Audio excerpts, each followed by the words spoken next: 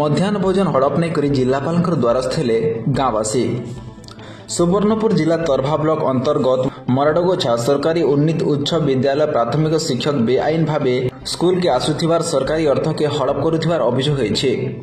तार संगे छात्र छात्री मध्याह्न भोजन टंका के भी हड़प करुथिबार अभियोग होइछे।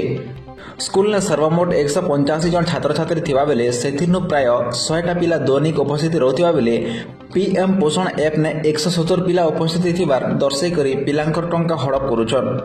एटा निकर बारंबार अभियोग सत्ते भी शिक्षा विभाग कार्यानुष्ठान ग्रहण नहीं करथिबार न आज बाध्य होकर ग्रामवासी जिलापाल द्वारस्थ होइछन।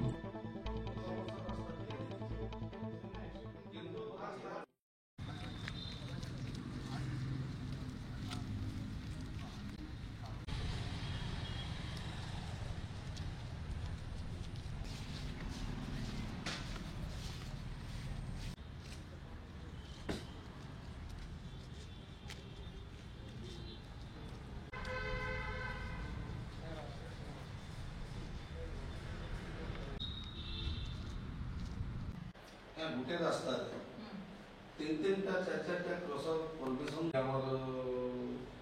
जेना बस राज्य सरकार चलुथि से बहुत लोग उपकार गत वर्ष रास्ता तैयारी किंतु